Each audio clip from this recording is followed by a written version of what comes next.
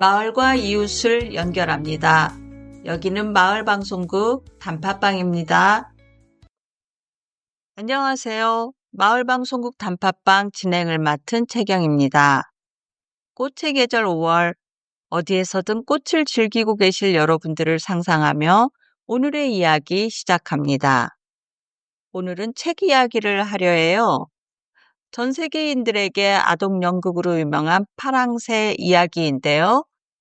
파랑새는 모리스 마테렐링크가 글을 쓰고 허버트 포즈가 그림으로 구성한 아동용 희곡이죠. 작가 마테렐링크는 1911년에 노벨 문학상을 수상한 작가로 당시에는 파랑새가 아닌 다른 작품들로 독자들의 시선을 끌었으나 많은 작품 중 유독 파랑새가 지금까지 독자들의 사랑을 받고 있다고 하죠. 파랑새는 주인공 틸틸과 미틸 남매가 크리스마스 이브에 행복을 전해줄 파랑새를 찾아 헤매는 꿈속의 여정을 그리고 있어요. 꿈에서 깨어난 후 자기들이 기르던 맷비둘기가 바로 파랑새였음을 깨닫고 행복이 가까이에 있음을 알게 되는 이야기죠. 이 곡의 구성은 총 6막으로 되어 있어요. 1막에서는 초라한 오두막집에 사는 틸틸 미틸 남매에게 요술쟁이 할머니가 와서 자신의 아픈 딸을 위해 파랑새를 찾아달라고 부탁을 해요. 그래서 남매는 파랑새를 찾기 위해 여행을 떠나죠. 이막 추억의 나라에 도착한 틸틸과 미틸 남매는 그곳에서 돌아가신 할머니, 할아버지와 먼저 죽은 동생들을 만나게 되죠. 그곳에서 할머니가 남매에게 너희가 우리를 생각할 때마다 우리는 잠에서 깨어나 너희를 볼 수 있단다 라고 말씀하는데, 이를 통해 남매는 죽음은 영원한 헤어짐이 아니라 기억을 통해 언제나 자신들과 함께 할 수 있음을 느끼게 되죠. 저는 이 부분에서 작가의 죽음에 대한 시선이 참 인상적이었어요. 죽음은 소멸이 아니라 마치 이사를 가는 것처럼 삶의 장소가 바뀌어 현생의 삶을 이 생에서 살고 있는 것이니 죽음을 앞둔 사람에게는 죽음의 공포를 조금은 덜 수 있을 거라 생각이 들었죠. 또한 남은 자들에게는 기억하고 생각하면 죽은 자들과 함께 살고 있는 위안을 느낄 수 있으니 남은 자들도 상실의 외로움을 덜 가질 수 있겠구나 생각을 했어요. 책을 읽고 독서회 회원들과 이 부분을 토론하면서 죽음을 마냥 두려워하지 말고 또 기억하면서 상실의 고통을 극복할 수 있겠구나 생각하면 위로가 된다는 의견들이 있었어요. 3막에서 남매는 밤의 궁전으로 이동해요. 그곳에서 밤의 여왕을 만나요. 이곳은 인간의 삶을 괴롭히는 온갖 어둠의 비밀들이 들어있단다 라는 여왕의 설명을 듣고 궁전의 비밀의 문들을 열어보죠. 여왕은 맙소사, 세상이 대체 어떻게 되려고 이러는지 원. 몇 년 전부터 더 이상 인간들을 이해하지 못하겠어. 도대체 인간들이 바라는 건 뭐지? 모든 걸 다 알아야겠다는 건가? 내 비밀들을 이미 3분의 1이나 알아차렸으면서. 이제 밤의 공포들까지도 인간이 두려워서 도무지 세상으로 나갈 생각을 안 해. 그뿐이냐? 밤의 유령들도 인간을 피해 도망다니고 질병들도 대부분 힘을 잃고 골골거리는데 라고 말하며 자연의 비밀이 모두 파헤쳐지는 두려움을 표현하죠. 인류의 시작부터 현재까지 자연을 개척하고 기술 발전을 이루어 인간 삶의 편리를 도모해 왔잖아요. 밤의 여왕의 한탄을 읽으면서 어쩌면 여왕은 무분별하게 자연의 비밀이 드러나서 자연의 이상적인 균형이 깨질까봐 걱정하고 있는 건 아닐까 싶어요. 현대과학의 놀라운 발전으로 인해 극한적인 자연 개발과 질병의 퇴치가 우리 삶에 절대적인 긍정적인 효과만 줄 것인가에 대해 한 번 더 동화를 읽으며 생각해 보게 되죠. 사막에서 남매는 파랑새를 찾기 위해 공동묘지로 이동해요. 묘지 앞에서 동생 미틸은 무서워서 못 견디겠어. 죽은 사람들이 땅속에서 금방 뛰어나올 거야. 라고 외치며 두려워하는데요. 그런데 무덤에서 순결한 꽃들이 피어나고 죽은 영혼은 나타나지 않아요. 남매는 묘지에 죽은 사람들이 없다는 걸 알게 되죠.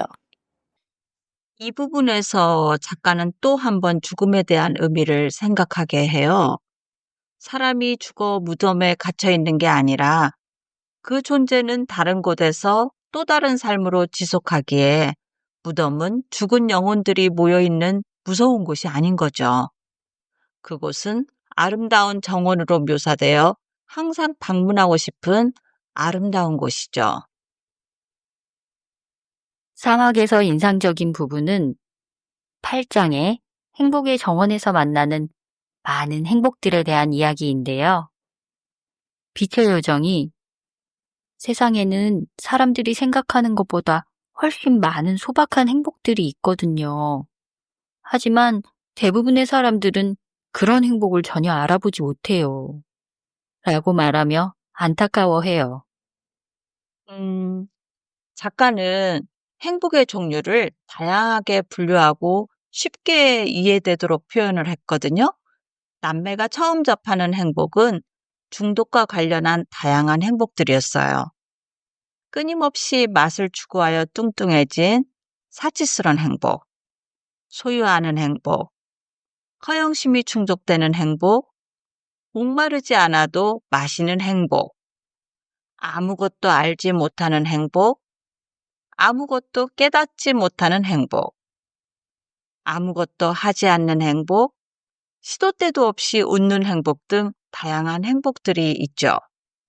화려하고 풍요로움에 눈이 멀 정도였던 이들의 행복들은 하지만 행복감이 절정에 달한 순간 진실의 빛이 켜지자 그들의 실상이 드러나서 수치심과 나락에 빠진 절망감에 구석으로 숨어버리죠.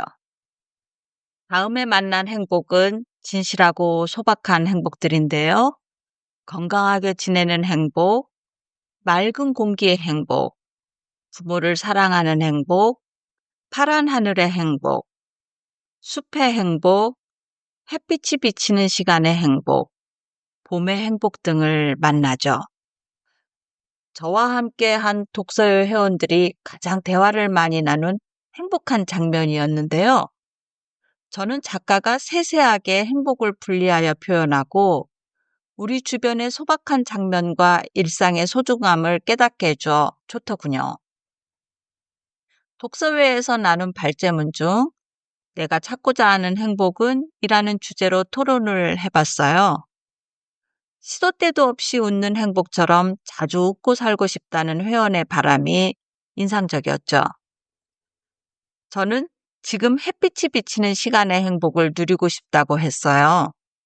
현실적으로 겨울에 햇빛이 짧게 들어오는 집의 환경상 햇빛 찾아 헤매는 제게 가장 충만함을 주는 빛이 참 소중하거든요. 여러분은 어떤 행복을 지금 가장 누리고 싶은가요? 작가의 묘사처럼 행복은 소박하고 가까이에 있음을 다시 한번 생각할 수 있는 동화 장면이라고 생각했어요. 오막에서 남매는 미래의 나라로 이동해요. 이곳은 앞으로 태어날 아이들이 모여 있는 곳인데 시간 할아버지의 순서 정하기에 따라 미래의 아이들이 세상으로 나갈 준비를 하는 곳이죠. 미래의 아이들이 하지만 여기 있는 아이들은 세상에 갈 때 뭔가를 꼭 가져가야 해. 빈손으로는 못 나가거든. 이라고 말하며 무언가 하나씩 들고 가기 위해 준비하는 장면이 나와요. 음, 우리 표현 중에 아이들 모두 각자 제 살 길을 갖고 태어난다라는 표현이 있죠. 동서양 모두 비슷한 생각을 하고 있구나 하는 장면이었어요. 미래 아이들이 준비하는 것 중엔 질병을 가지고 갈 아이도 있고 기계를 발명할 준비를 하기도 하고 전쟁을 가지고 가려 하는 아이도 있더군요. 여러모로 우리가 접하는 다양한 사람들의 모습을 동화 장면으로 묘사했다고 생각했어요. 이 장면에 대해 회원들과 함께 내가 들고 온 것은 무엇일까? 아님 무엇을 들고 세상에 나왔으면 좋았을까에 대해 대화를 나누어 봤는데요. 예술적 감성을 갖고 태어났더라면 하는 회원과 함께 예술 활동을 지금 하고 있거나 경험했을 때 왜 비범한 재능의 부재가 아쉽다는 느낌이 있잖아요. 그래서 그러한 점에 서로 공감하기도 했어요. 또한 외적 아름다움을 지니고 싶다라는 바람을 피력하며 미모의 중요성을 논하고 웃으면서 즐거운 시간을 보낸 게 생각나네요. 여러분들이 가지고 태어난 탤런트는 무엇일까요? 육막은 남매가 잠에서 깨어나 현실로 돌아오고 긴 여행을 함께한 여러 요정들과 작별하는 장면이 펼쳐지는데요. 빛의 요정은 물은 목소리가 있지만 전 그렇지 않아요. 빛만 가지고 있을 뿐이지요. 인간은 빛의 소리를 듣지 못하지만 전 영원히 인간을 돌보고 지켜줄 거예요. 넘쳐 흐르는 달빛 속에서, 미소 짓는 별빛 속에서, 솟아오르는 새벽빛 속에서, 밝은 등잔 속에서, 또 여러분의 착하고 바른 생각 속에서 제가 늘 말을 걸고 있다는 걸 기억하세요. 라고 말하며 떠나가죠. 이제 남매는 꿈에서 깨어나 좁고 초라한 오두막집의 따뜻한 온기와 낡고 초라한 가구들에 대한 새로운 느낌을 갖게 돼요. 그리고 창밖숲의 아름다움을 발견하고 아주 행복해하죠. 거기에 다정한 엄마 아빠가 함께하고 있음에 그 행복감은 더 커지는 거고요. 또한 바로 자신들이 키운 맵비둘기의 색이 파랗다는 것을 비로소 깨닫고 파랑새는 자신들의 비둘기였음을 발견하고 이 새를 옆집 할머니의 아픈 딸에게 주는 거예요. 작가는 행복이 가까이에 있음을 이야기 초반부터 파랑새를 찾는 여정을 통해 나타나는데요. 아이들을 위한 희곡이지만 우리의 삶과 자연이 우리에게 주는 의미에 대해 잔잔하게 생각하게 해서 좋았어요. 물론 작가가 희곡을 쓴 당시의 문화가 지금과 달라서 어색한 부분도 있어 아쉽다는 표현도 있었어요. 가령 이제 애완견을 다루는 문화는 과거 100년 전과는 아주 달라졌잖아요. 남매가 옆에서 여행을 함께하는 개와 고양이를 다루는 장면이 불편하다는 점도 있었어요. 예전에 허용되던 개를 다루는 방법이 지금은 동물 학대가 될 수 있잖아요. 아무래도 현재의 동물을 바라보는 시점에서는 개를 다루는 장면이 불편할 수도 있겠구나 싶더군요. 대화를 많이 나누었던 주제 하나는 모성애를 표현한 부분이었어요. 행복들이 소개하는 다양한 기쁨들 중 아직 못 알아보겠어? 마음의 눈을 번쩍 뜨고 잘 봐. 아, 그분이 너를 봤어. 널 봤다고. 두 팔을 벌리고 네게 달려오잖아. 저분은 바로 모성애야. 무엇과도 비길 수 없는 기쁨이지. 라고 하며 모성애를 기쁨 중의 기쁨으로 표현하죠. 회원들과 나눈 대화 중 엄마인 내가 스스로 느끼는 모성애의 정도는 알겠지만 내 엄마의 모성애가 어땠을까 궁금하다는 질문으로 모성애에 대한 긴 대화를 나누었는데요. 나온 이야기 중 내 엄마의 자식 사랑은 현재 내가 표현하는 자식 사랑보다 더 큰 것 같다. 나는 하지 못하는 육체적인 희생을 감내하며 고난했던 우리의 성장기를 책임져 준 그 모성애를 지금의 나와 비교하기엔 부끄럽다는 반성도 있었어요. 모성애라는 큰 프레임에 갇혀 평등한 삶을 살지 못한 우리네 엄마들의 삶이 안타까웠다는 의견도 공감대를 형성했죠. 모성애가 가장 위대하다는 강조가 여성들의 삶에 족쇄를 채운 건 아닐까 하는 점도 나중에 기회 되면 이야기해보자 하고 대화를 맺었죠. 작가의 말처럼 가장 큰 기쁨은 모성애라는 부분에 물음표를 표했지만 개인적으로는 자식들이 갖는 부모에 대한 사랑보다 지금 내가 갖고 있는 자식에 대한 애정은 조금 더 크게 차지하지 않나 하는 점은 모두 일치한 의견이었어요. 아이들을 위한 희곡으로 쓰여졌으나 읽는 내내 여러 등장인물들에 대한 묘사가 우리의 다양한 인간상들을 엿볼 수 있어 좋았고요. 또한 개 고양이의 묘사는 사실적이어서 즐거웠어요. 숲의 주인인 나무들은 대표적인 자연을 상징하는 존재로 등장하는데요. 무분별한 인간들의 벌목 행위로 자연 파괴의 공포를 깨닫게 해주기도 하죠. 인간의 편의를 위한 자연 개발, 자연 극복은 자연과의 조화로운 삶과 얼핏 상충되는데요. 요즘같이 환경 파괴로 연결되는 자연 개발이 과연 우리에게 어떤 영향을 미래에 끼칠 것인가를 생각하면 다소 걱정돼요.